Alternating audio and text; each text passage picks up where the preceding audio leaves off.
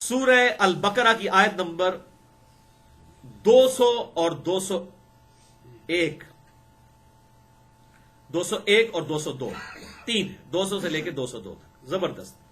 فَمِنَ النَّاسِ مَن يَقُولُ رَبَّنَا آتِنَا فِي الدُّنْيَا، اور لوگوں میں ایسے بھی ہیں جو صرف یہی دعا کرتے ہیں اللہ ہمیں دنیا ہی میں عطا کر دے، دنیا ہی میں عطا کر دے. وَمَا لَهُ فِي الْآخِرَةِ مِنْ خَلَاقٍ، تو ایسے لوگوں کے لیے آخرت میں کوئی حصہ نہیں ہے. وَلِعَاذُ بِاللَّهِ. وَمِنْهُمْ مَن يَقُولُ رَبَّنَا آتِنَا فِي الدُّنْيَا حَسَنَةً وَفِي الْآخِرَةِ حَسَنَةً وَقِنَا عَذَابَ النَّارِ. اور لوگوں میں ایسے لوگ بھی ہیں جو یوں دعا کرتے ہیں اے اللہ ہمیں اس دنیا میں بھی بھلائی عطا فرما اور آخرت میں بھی بھلائی عطا فرما.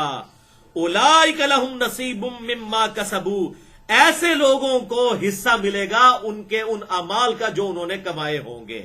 یعنی اعمال پھر بھی کرنے پڑیں گے، خالی دعا سے کام نہیں چلے گا. یہ دیکھ لیں، ساتھ ساتھ کلیئر کیا، خالی دعا میں نہیں کام چلنا. اولئک لہم نصیب مما کسبوا، جو انہوں نے کمایا ہے، جو اعمال کیے ہیں ان کا حصہ اللہ تعالیٰ ان کو دے گا. واللہ سریع الحساب، اور اللہ تعالیٰ جلد حساب لینے والا ہے. تو یہ ہمیں سکھا دیا گیا کہ مؤمن نے دعا کن الفاظ میں مانگنی ہے. کیا مانگنی ہے؟ ربنا آتنا فی الدنیا حسنہ وفی الآخرۃ حسنۃ وقنا عذاب النار. اس کانٹیکسٹ میں آپ کو 4 حدیثیں، اور چاروں ہی بخاری اور مسلم سے زبردست احادیث ہیں، ایمان تازہ کرنے والی. اور اس میں آپ کو یہ بھی کلیئر ہو جائے گا کہ یہ جو آیات ہیں اور یہ جو احادیث بخاری اور مسلم کی، یہ بھی جبریہ کا رد کرتی ہیں جو کہتے ہیں کہ جو کچھ تقدیر میں لکھا وہی ہونا ہے، ہم کچھ نہیں کر سکتے. ان کے رد میں ہے. بھائیو مجھے بتاؤ، اگر یہی معاملہ ہو تو دعا کا تو کنسیپٹ ہی ختم ہو جائے گا. ہم جو اتنی لمبی لمبی دعائیں مانگتے ہیں، فرض نماز کے بعد 18 اذکار کرتے ہیں، صبح شام کے 26-27 اذکار کرتے ہیں، تو یہ ہم اللہ سے کیا مانگ رہے ہیں؟ اگر اس کا کوئی فائدہ نہیں ہونا، دعا کی قبولیت نہیں ہونی، اور جو تقدیر میں لکھا ہے وہی ہونا ہے، تو پھر دعا کا تو کنسیپٹ سرے سے ہی ختم ہو جائے گا. یعنی اسلام میں الدعاء هو العبادہ جو کہا گیا، جامع ترمذی میں صحیح حدیث ہے، دعا ہی تو عبادت ہے. اور قرآن پاک میں بار بار یہ بات ریپیٹ ہوئی، دعا مانگو، ادعونی استجب لکم، میں میرے بندے مجھ سے مانگ، میں دعا قبول کرنے والا ہوں.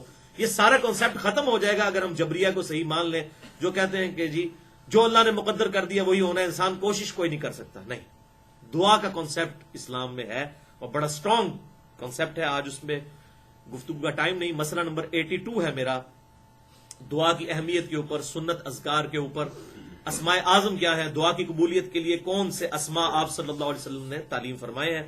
جسے شوق ہو تو وہ مسئلہ نمبر 82 دیکھ سکتا ہے. یہاں پر میں 4 احادیث اس کانٹیکسٹ میں بیان کر دیتا ہوں. پہلی حدیث صحیح بخاری اور صحیح مسلم کی متفق علیہ حدیث ہے. بخاری میں 6399، مسلم میں 6840.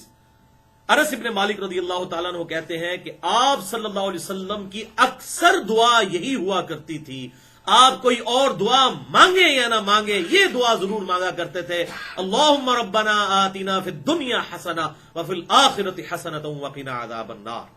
تشہد میں بھی اینڈ پہ اور فرض نماز کے بعد بھی ہم نے اذکار والے کارڈ میں یہ ڈالی ہوئی ہے دعا. تو آپ صلی اللہ علیہ وسلم اللہم بھی ساتھ لگا لیتے تھے. تو یہ احادیث سے ثابت ہے، اللہم ربنا آتنا فی الدنیا حسنہ وفی الآخرۃ حسنۃ وقنا عذاب النار. اے اللہ، اے رب ہمارے، ہمیں دنیا میں بھی بھلائی عطا فرما اور آخرت میں بھی بھلائی عطا فرما، اور آخرت کی سب سے بڑی بھلائی وقنا عذاب النار، دوزخ کے عذاب سے ہمیں بچا لے. اس میں جو مولویوں نے ایڈ کر دیا وقنا عذاب القبری، وقنا عذاب الحشری، یہ بالکل فیبریکیشن ہے. قرآن میں بھی دعا یہی ہے، حدیث میں بھی یہی ہے، اور ان کو پتہ نہیں ہے بخاری اور مسلم کی متفق علیہ حدیث ہے جس کا مفہوم ہے کہ جو مر گیا اس کی آخرت قائم ہو گئی. تو مرتے ہی آخرت شروع ہو جاتی ہے، قبر بھی آخرت میں داخل ہے. یہ بڑی جامع دعا ہے، ربنا آتنا فی الدنیا حسنہ وفی الآخرۃ حسنہ. تو آخرت قبر سے لے کر جنت میں پہنچنے تک یہ ساری آخرت کی کیٹیگری میں فال کرتی ہے بخاری اور مسلم کی احادیث کی روشنی میں. دوسری حدیث بھی بخاری اور مسلم کی متفق علیہ حدیث ہے، زبردست حدیث دعا کے اعتبار سے کہ صرف دعا نہیں بلکہ نیک اعمال بھی ساتھ کرنے ہیں. بخاری میں 5986، مسلم میں 6524 کہ آپ صلی اللہ علیہ وسلم نے ارشاد فرمایا، جو شخص یہ چاہے کہ اللہ اس کا رزق فراغ کر دے اور اس کی عمر لمبی کر دے. اب اگر یہ تقدیر کے ہی معاملات ہیں تو یہ بات کیوں کی جا رہی ہے؟ اگر رزق مخصوص ہے اور عمر بھی مخصوص ہے، جو چاہے کہ اللہ اس کا رزق فراغ کر دے اور اس کی عمر لمبی کر دے تو اسے چاہیے کہ وہ صلہ رحمی کرے، یعنی رشتہ داروں کے ساتھ حسن سلوک کرے۔ اب دیکھ لیں حقوق العباد کی کتنی امپورٹنس ہے۔ یہاں پہ یہ نہیں آیا کہ نمازیں پڑھے، روزے رکھے، وہ اپنی جگہ، صلہ رحمی کرے تو اللہ تعالیٰ اس کی برکت سے اس کے رزق میں فراخی عطا فرما دے گا اور اس کی عمر بھی لمبی کر دے گا۔ اس میں پھر محدثین نے بڑا کلام کیا کہ اس سے مراد کیا ہے۔ وہ کہتے ہیں عین ممکن ہے کہ اللہ تعالیٰ اسی رزق میں برکت ڈال دے اور اسی عمر میں اس کے لیے برکت ڈال دے، بڑی چھوٹی سی عمر میں اللہ اسے بہت بڑا کام لے لے۔ جیسے امام نووی کی عمر صرف 45 سال ہوئی ہے، لیکن انہوں نے کام اتنا بڑا کیا ہے کہ 100 سال کی زندگی میں بھی کوئی نہیں کر سکتا۔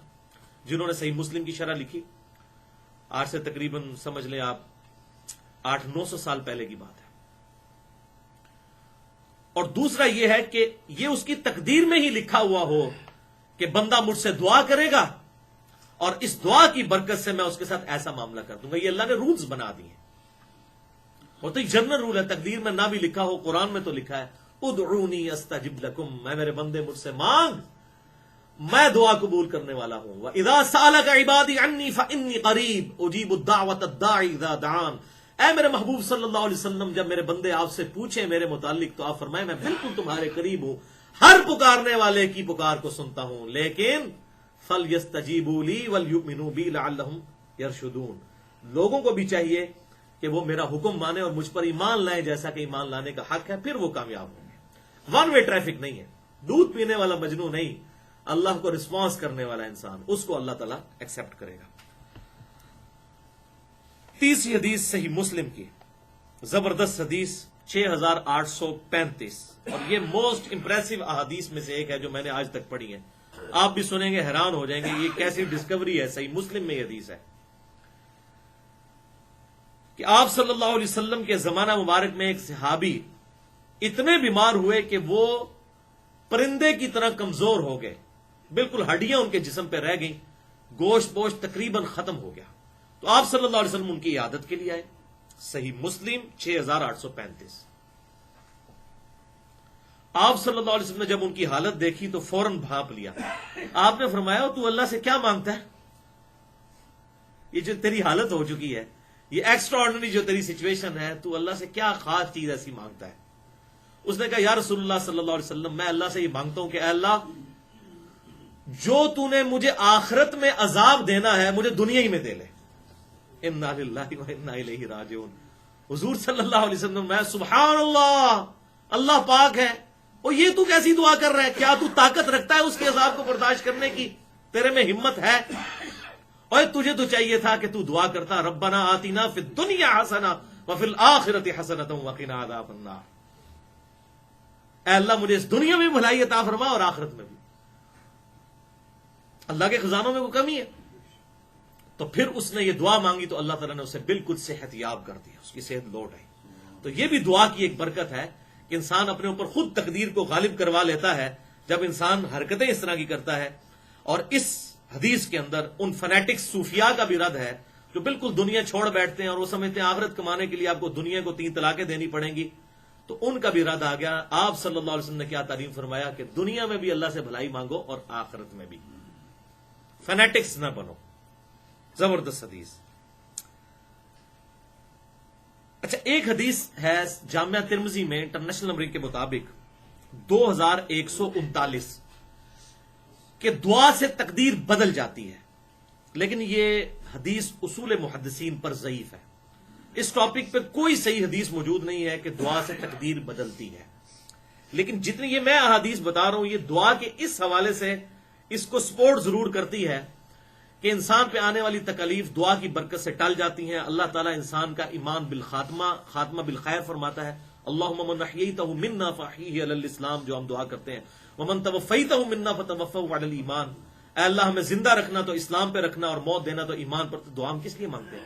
اور اس میں بھی آپ دیکھیں صلہ رحمی کرنے سے عمر کا بڑھ جانا اور رزق کا کشادہ ہو جانا، اور پھر اس صحابی کا بیمار کا دعا کی برکت سے ٹھیک ہو جانا، اور الٹی دعا کرنے کی وجہ سے بیمار ہو جانا، پھر آپ صلی اللہ علیہ وسلم کی طرف سے وظیفہ تعلیم فرمانے پر ٹھیک ہو جانا، یہ تمام چیزیں بتاتی ہیں کہ اللہ تبارک و تعالی دعاؤں کو قبول فرمانے والا ہے اور اس سے انسان کے حالات بدلتے ہیں۔ اب آخری حدیث اسی کانٹیکسٹ میں، چوتھی صحیح مسلم میں 7515، یہ بھی زبردست حدیث ہے۔